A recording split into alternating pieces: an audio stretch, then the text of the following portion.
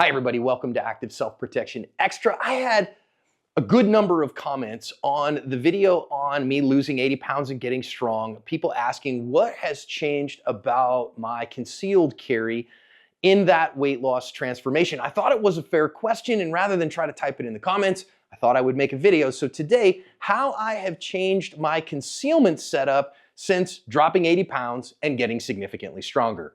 Mr. Target is the sponsor of today's video. If you're looking for excellently engineered steel targets that will withstand thousands and thousands of pistol, rifle, or shotgun rounds, Mr. Target is my go-to resource.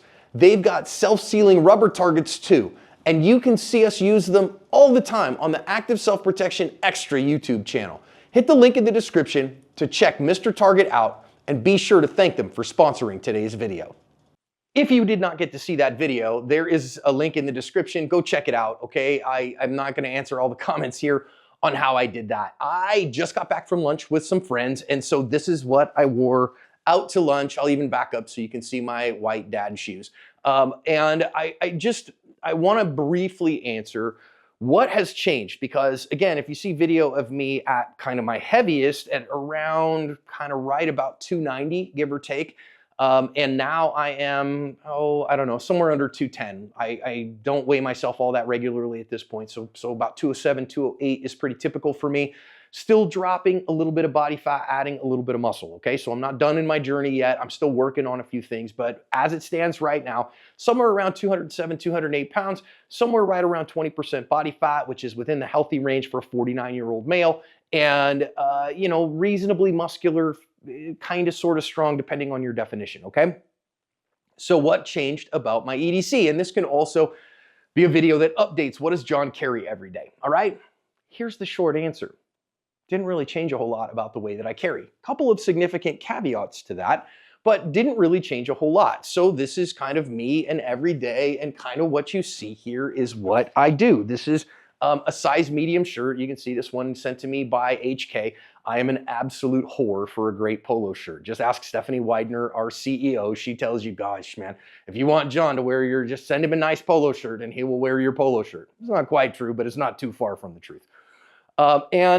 So a couple of things. What is it that I am carrying? I'm carrying the same things I carried when I was 290 pounds. So I always say the stuff that is kind of important first. So I carry a very bright flashlight. This particular one, I'm not endorsing them. I'm not telling you that you got to carry this one, but this is a Mod Light 18650 body with an OKW head. This thing is the sun in your pocket. It throws like crazy. It has a Raven concealment clip on it that you can't get anymore. It is out of production.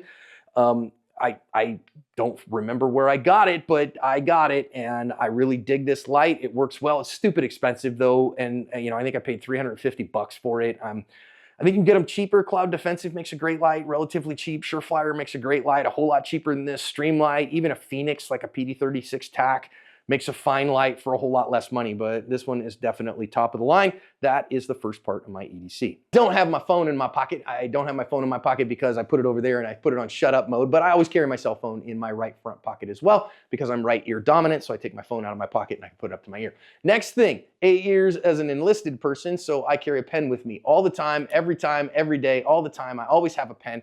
My personal favorite pen is a Pilot G2 in 0.7 mils.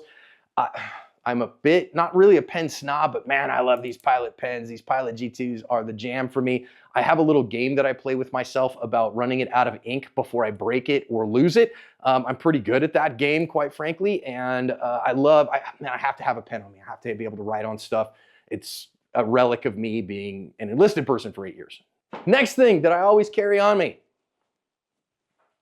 Carmex. I know, you're like, wait a minute, how is that self-defense? It's not. It keeps me from having chapped lips. I live in Phoenix, Arizona. It's dry here all the time. Having moist lips is very nice. Next thing, spicy treats. Always got to have my spicy treats on me. I always carry a Palm OC on me all the time, everywhere I go, all the time. I have Palm OC on me, and I keep this guy oriented in my pocket such that what you notice here is I use the pocket clip one. Some people find that they need to put like some shrink plastic on that to get it to stick. I've never had that problem because I'm a man and I have man pockets. Ladies, especially when you got those little half pockets, which is just insane that you let people make you pants with half pockets. but I have pocket privilege, right? So I keep this oriented here where I can then hook it with this finger and get a hold of it and get it out, and it is oriented in order to use, okay? So this guy comes out of my pocket in that manner, then I can turn it around into my hand and it is ready to use. I don't think OC spray is an emergency access item. It's not. If you have to have emergency access, somebody's gonna beat on you, then use your empty-handed skills. But having an OC spray on you is super useful. I've used it a couple of times. Love this stuff, super effective. So always carry that, even in places where I can't carry a gun necessarily for legal reasons. If I can have an OC spray on me, I have it. Now, of course, the one that everybody wants to talk about is what happened to my gun. So I carry up front, I carry Appendix, and I have since I was heavy. When I was 280, 290 pounds, I carried Appendix. Has it changed the way that I carry Appendix? Not really. A tiny bit, but not really. And so I want to be very clear on what has changed and what hasn't changed here, because all the fundamentals are the same. I'm carrying the same gun in the same holster, basically in the same location, okay? But I'm gonna show you a couple of small tweaks, but really the place to go for this is not me, okay? The place to go for this, I'm gonna put a link in the description to the Filster Concealment Workshop. And in the Concealment Workshop, they have all kinds of tutorials and guides on the poke and tuck method, on finding your sweet spot, on different body types and how that affects concealment for you. And it's gear agnostic, it is brand agnostic, so you don't have to be carrying a Filster holster to get incredible value out of what they're doing. You can adapt that and use any brand of holster for that, all right? I am currently carrying, right now, when I went out to lunch, I am carrying in a belt-mounted holster. When I'm wearing jeans like this, I don't run my Enigma. I am wearing a Wilderness Tactical Low Pro, 5-stitch Low Pro belt, and I am carrying my HKP 30 in a Darkstar Gear Orion holster. This is how I roll. And people are like, wait, John, so you're not carrying in a Filster. No, Filster doesn't make a holster for the HK. Several other great brands do. They do have Enigmas now for the VP9 and for the CC9. So that's awesome, and we're down with that. We love those guys. They do fantastic work. John and Sarah, the owners of Filster, are great, great, great people, okay? So this is how I carry every day, and this is where that is. Now, again, you're gonna notice, okay, so I'm not printing, and I'm wearing, this is a fitted shirt, not super tight fitted, but it's a size medium shirt. I'm not, it's not Fashions by Omar, the tent maker.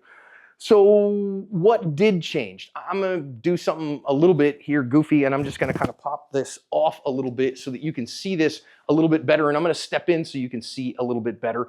And that is that, so as this piece here has come from way out here, now I never had one of those kind of Dunlaps that kind of, sets over and unlaps, that you Dunlap over your belt. I had big out front and the belt kind of went with it. And I will say that the gun kind of canted out and stuck to the bottom side of my belly. So when I was bigger, I still had this kind of sweet spot. And I really like the inside of my left kind of thigh. We call this the inguinal crease. I carry here on the inguinal crease. I've never been able to carry like dead 12 o'clock like this. It's uncomfortable for me. And here's where you insert a joke about, your manhood and those things. That's goofy. But I've tried when I kind of have started losing weight, I tried over here just a tiny bit cross draw, but I don't like it on the right side as much. So I've kept over here on the left.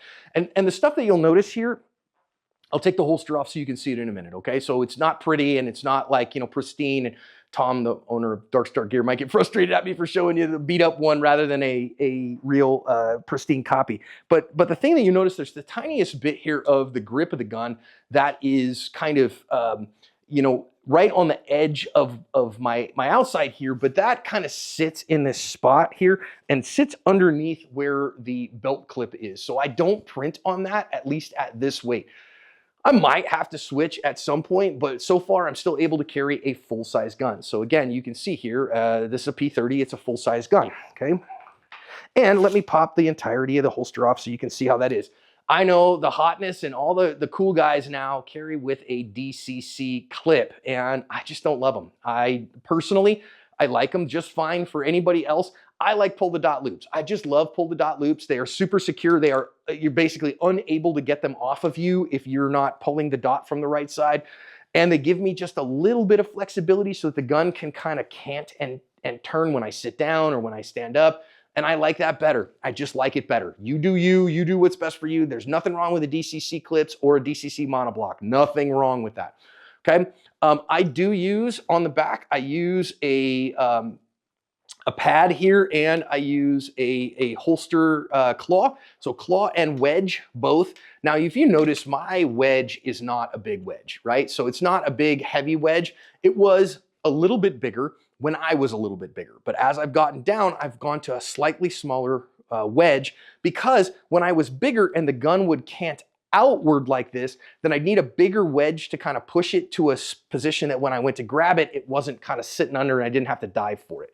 Now that I am a little bit more kind of svelte here in the middle, then I need that a little bit less to put the gun in the same spot. So to keep the gun in the same spot, I just changed my wedge. Now that wedge, I don't want to mess with it too much, but that wedge is Velcroed on there. Okay, so hear it? Yeah, it's Velcroed on there. I don't want to take it off because I don't want to have to reset it. But that's how that sucker stays on there. So that is the gun. And yes, again, Wilderness Tactical Low Pro belt. It is by far, without a question, the best concealed carry belt in the universe. Nobody has equaled it. Nobody has equaled their nylon. It's a proprietary nylon. Nobody has equaled their workmanship. They don't pay me nothing to say that either.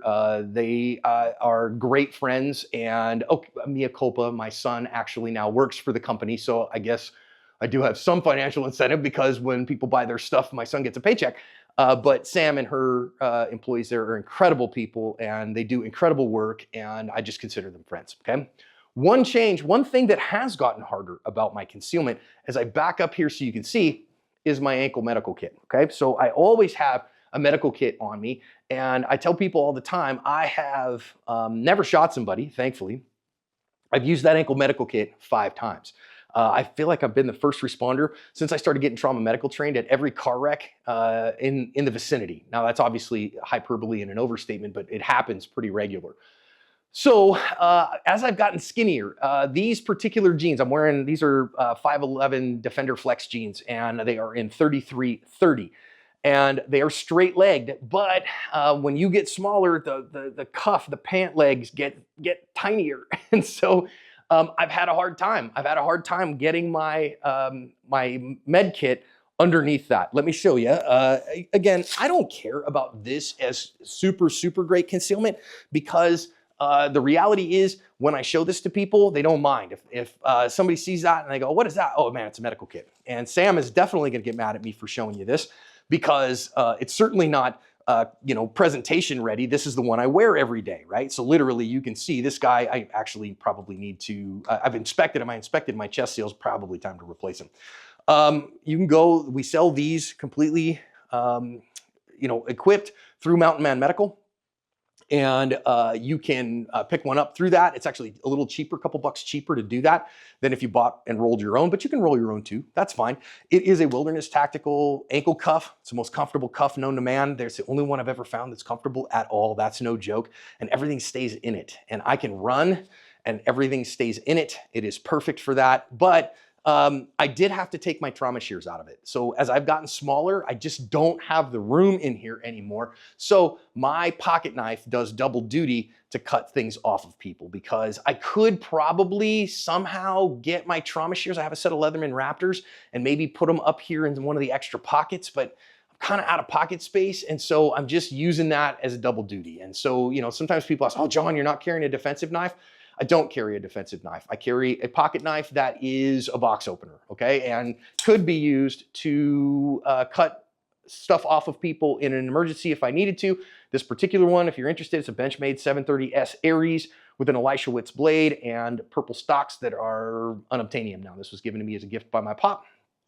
I love it very much, and that is my pocket knife. I also have my key in this pocket over here, and my wallet over here, but that's not really defensive stuff. So now you see, this is how I conceal carry. So when you ask me what has changed about my concealed carry, the answer is not a whole lot. I've tweaked and adjusted as I've needed to, as this kind of bigness here has gone away. And honestly, I've lost a whole bunch around my thighs too, and on my booty. So it's given me that. I've shrank my clothes down, and so that hasn't really affected me though, because I had the principles of concealment down. Once again, If you're struggling with concealment principles, my strongest recommendation is to go to the Filster Concealment Workshop. The link is in the description. Read through the guides there. They are absolute Hogwarts level magic about helping you conceal your firearm better. Hope that helps you, and I hope it encourages you on your journey of concealed carry today.